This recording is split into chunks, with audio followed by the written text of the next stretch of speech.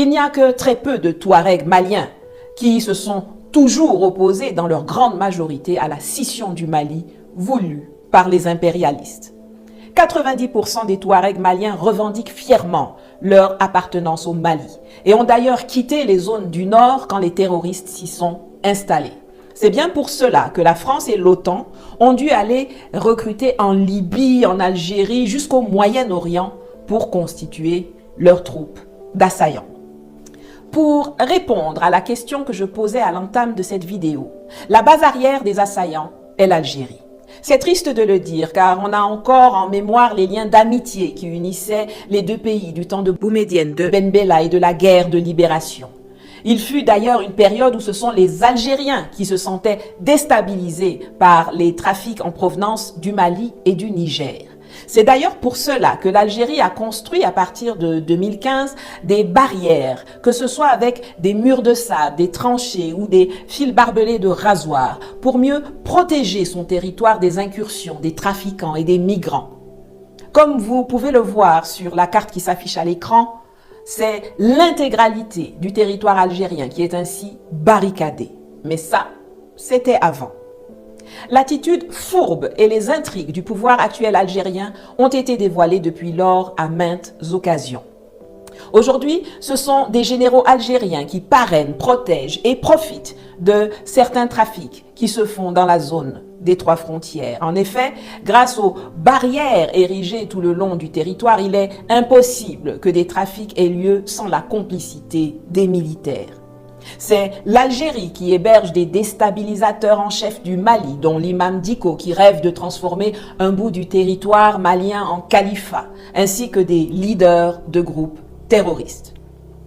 C'est l'Algérie toujours qui a tenté un coup de force en bafouant la souveraineté du Mali lors du sommet du mouvement des non-alignés en janvier 2024 en Ouganda, en essayant de faire adopter au forceps un texte réitérant le soutien du mouvement des non-alignés à l'accord d'Alger et sommant les parties signataires à respecter leurs engagements, alors que le Mali avait annoncé depuis le mois de décembre sa décision souveraine de privilégier dorénavant la voie d'un dialogue intermalien.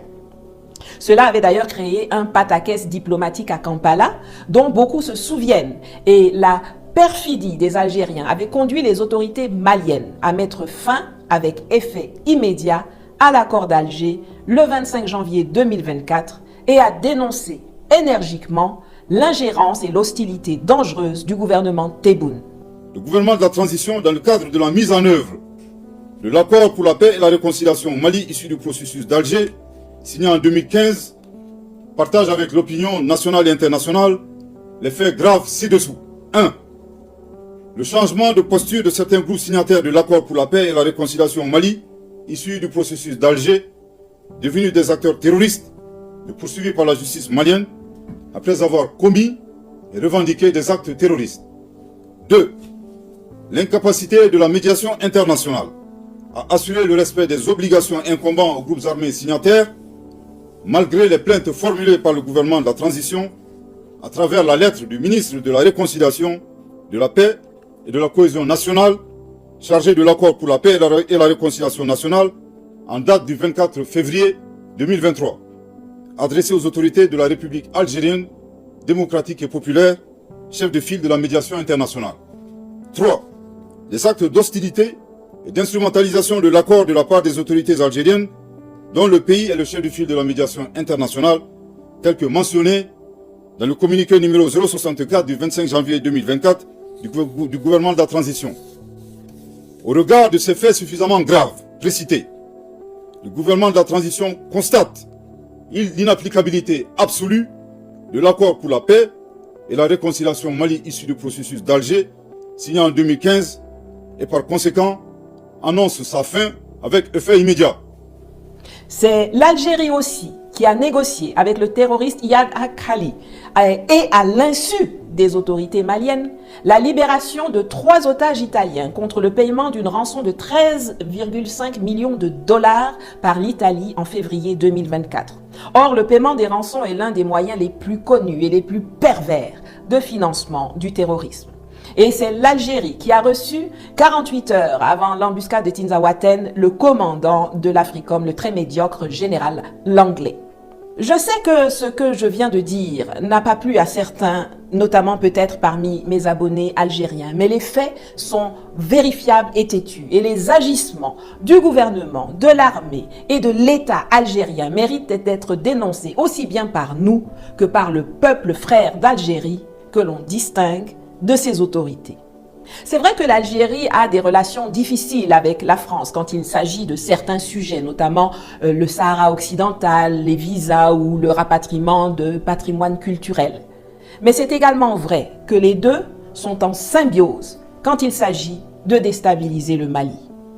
Ce n'est pas pour rien que la France, l'Allemagne, l'Union européenne et les États-Unis étaient les parrains du très bancal accord pour la paix et la réconciliation au Mali issu du protocole d'Alger, signé en 2015, qui, comme les accords de Minsk en Ukraine, n'avait pour objectif que de faire gagner du temps à ceux qui œuvraient en coulisses pour la scission et le pillage du nord du Mali, la France, l'Algérie et leurs supplétifs terroristes. Oui, elle a eu raison de le dire, parce que il y avait l'idée que c'était Poutine qui avait voulu gagner du temps. Non, c'est nous qui voulions gagner du temps pour permettre à l'Ukraine de se rétablir, de renforcer ses moyens militaires. Et c'est pour ça qu'il faut défendre la négociation de Minsk, dans laquelle tu as joué un rôle très important. Il faut la défendre parce que c'est précisément pendant ces 7 ans qu'il y a eu pour l'Ukraine des moyens de se renforcer. Et c'est là que Poutine s'est trompé.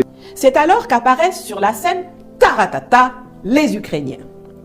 Ce sont des officiels ukrainiens eux-mêmes qui se sont levés pour annoncer fièrement au monde entier, dès le 29 juillet, avoir aidé et entraîné les assaillants. Les autorités se basent sur une interview accordée par le porte-parole du renseignement militaire ukrainien, Andriy Youssov, à la télévision de son pays. Le fait que les rebelles aient reçu les données qui leur ont permis de mener à bien une opération contre les criminels de guerre russes a déjà été observé par le monde entier. Bien entendu, nous ne divulguerons pas les détails, plus d'informations suivront ici.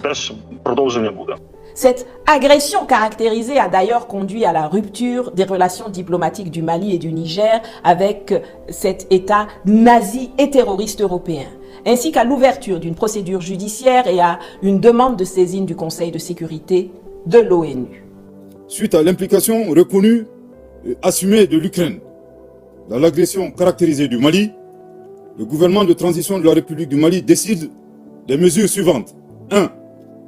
La rupture avec effet immédiat des relations diplomatiques entre la République du Mali et l'Ukraine, cette dernière dont les destins sont malheureusement confiés à des pantins confondant la scène internationale et la scène de théâtre. Aussi, considérant la gravité de la situation et l'implication reconnue et assumée de l'Ukraine dans l'agression du Mali, le gouvernement de la République du Niger, totalement solidaire du gouvernement et du peuple malien, décide en toute souveraineté, conformément à la Convention de Vienne de 1961 sur les relations diplomatiques et en application du traité portant la création de la Confédération AES, des mesures suivantes. 1. La rupture avec effet immédiat des relations diplomatiques entre la République du Niger et l'Ukraine. 2.